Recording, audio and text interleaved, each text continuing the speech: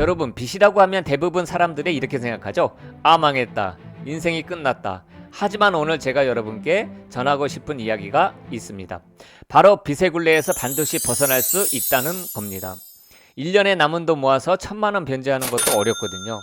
우리나라에서 1억 연봉자, 고액 연봉자 이런 분들이 굉장히 많지만 사실 대부분의 일반 서민들은 급여가 정말 많아봐야 4천만 원에서 5천만 원 정도 되거든요. 절대 작은 돈이라는 것은 아닙니다. 생활비, 병원비, 교육비 등등 쓸 거 쓰고 남은 일반 급여만으로 빚까지 갚기는 굉장히 어렵습니다.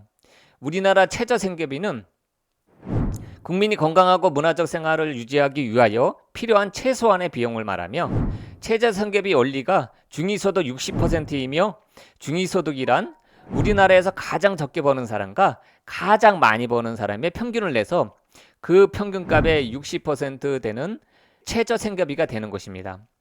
그게 상당히 적어요, 여러분. 1인 가구 120만 원 정도밖에 안 되거든요. 제가 현재 쓰고 있는 생활비 정도 되는 것 같습니다.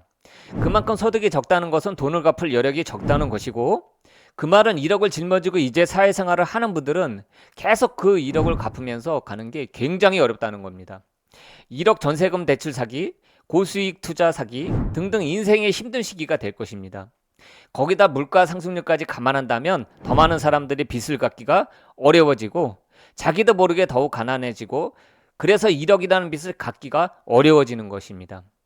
제가 직접 경험한 이야기 그리고 수많은 분들의 사례를 바탕으로 현실적인 해법과 동기부여를 드리도록 해보겠습니다. 빚에도 종류가 있습니다. 좋은 빚, 나쁜 빚. 좋은 빚은 나한테 돈을 벌어다 줍니다. 예를 들어서 사업자금 대출로 가게를 열고 수익이 생기면 대출 이자도 갚고 돈이 남죠. 부동산 갭 투자에서 적정한 시기에 집값 상승으로 이윤을 남기고 좋은 빚입니다.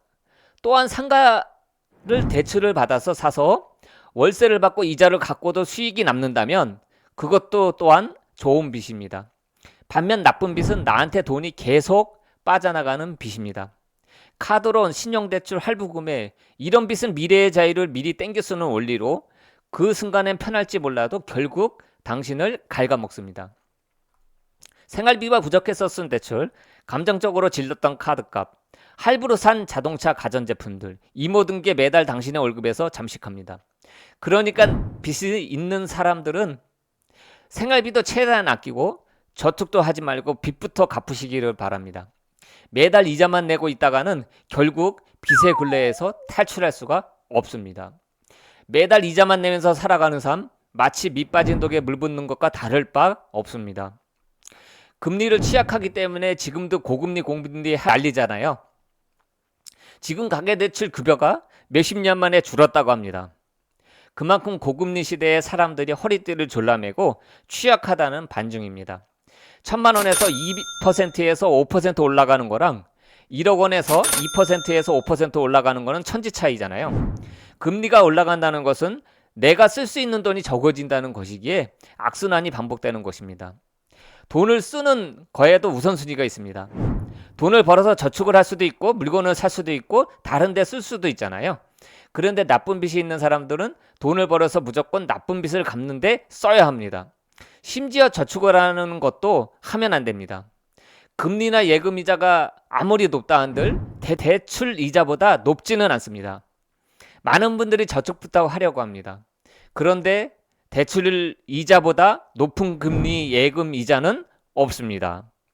이율 3%짜리 적금을 넣느니 12%짜리 카드론부터 갚는 게 먼저입니다.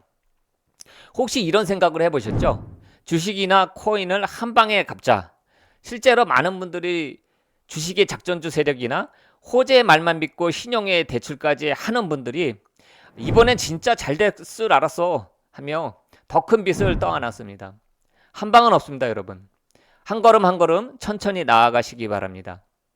제가 직접 실천한 방법을 말씀드려 볼게요. 저는 4,200만 원의 빚이라는 벽 뒤에 생활비, 카드론, 가족의 보이피싱, 무지함이 만들어낸 빚이라는 괴물과 사투를 벌여야만 했습니다. 절약, 절제, 수입 늘리기를 반복하면서 빚이라는 괴물과 9개월 동안 싸워 물리치면서 소멸시켜버렸습니다. 방법은 단순하지만 쉽지 않은 싸움이었습니다. 돈으로 행복은 살 수 없지만 자유를 얻을 수 있다는 워렌 버핏 말씀을 항상 정신무장을 했습니다. 극한의 절약으로 외식 안 하고 정식이 해지하고 수돗물을 마셨고요. 렌트 할 수 있는 것은 모두 해지했습니다. 침대, 정수기, 비데, 공기청정기 등등 편의점 금지를 했고요. 담배, 술 끊었고요. 자동차를 팔았습니다.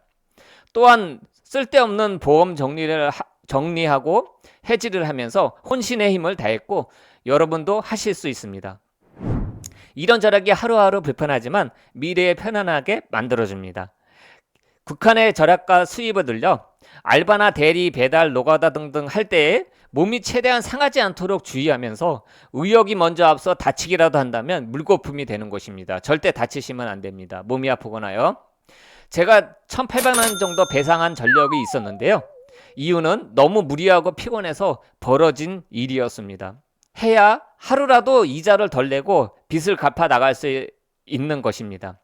그런데 만약에 내가 아무리 돈을 벌어도 빚이 너무 많아서 갚을 여력도 없다면 어떻게 해야 하나 고민과 잠 못 이루는 날이 많습니다. 원금을 갚지 못하면 결국 빚이 줄어들지가 않는 것이니까요.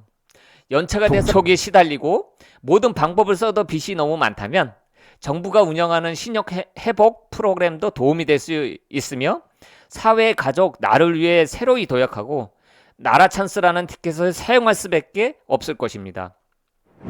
예를 들어 워크아웃, 개인회생, 파산 이 제도들은 마지막 수단이지만 당신의 삶을 다시 시작할 수 있게 도와주는 장치입니다. 이런 빚 탕감 프로그램에 대해 조금만 관심을 가지고 찾아보면 그동안 나를 괴롭혔던 어둠의 빛으로 바뀌는 순간을 경험하게 되실 것입니다. 이 때문에 고민하시는 분들이 나쁜 빚의 굴레에서 벗어나서 새로운 시작을 하시기를 진심으로 기원합니다.